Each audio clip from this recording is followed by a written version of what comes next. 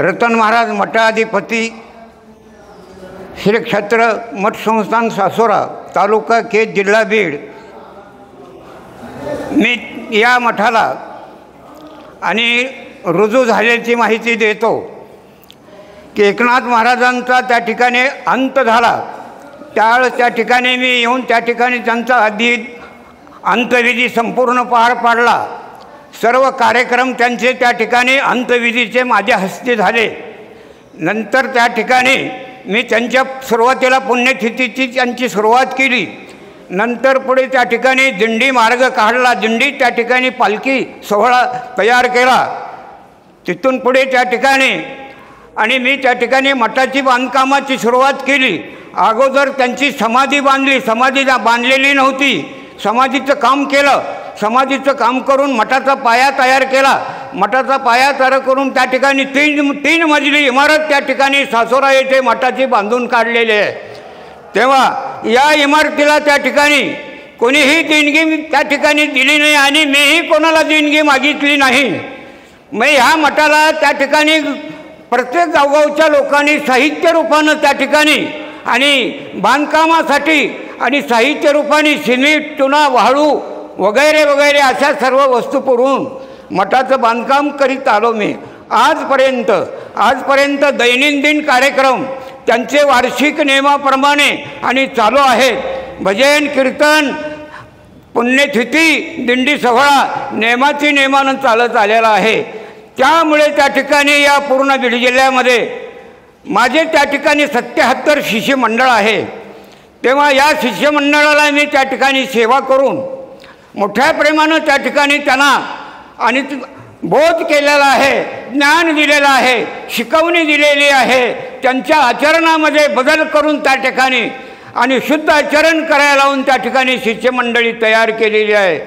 पण सर्व शिष्यमंडळींनी त्या ठिकाणी ग्रस्ताश्रम स्वीकारल्यामुळे मला या मठाच्या सेवेसाठी आणि ब्रह्मचर्याची गादी ती असल्यामुळे ब्रह्मचारी त्या ठिकाणी मला पाहिजे असा ब्रह्मचर्याचा शोध केला, तरी मला बिगिनी शोध लागेना।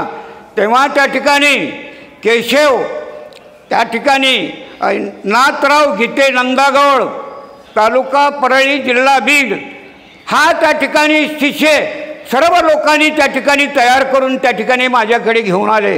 हा शिष्य तुम्ही घेतला पाहिजे, हाच शिष्य त्या ठिकाणी ब्रह्मचारी राहील म्हणतो। म्हणून त्या ठिकाणी त्या शिष्याकडून मी त्या ठिकाणी 100 रुपयाच्या स्टॅम्पवर त्या ठिकाणी नियमावली लिहून घेतलेली आहे। त्या नियमावली बरेच नियम त्या ठिकाणी मठाचे आहेत। मी जसे नियम पाळले त्याच नियमाची नियमावली मी त्याच्याकडे लिहून दिली, तरी त्या ठिकाणी ती नियमावली त्या ठिकाणी मला आजपर्यंत दाखवली नाही आणि या नियमावलीप्रमाणे त्यानं आचरण केलं नाही।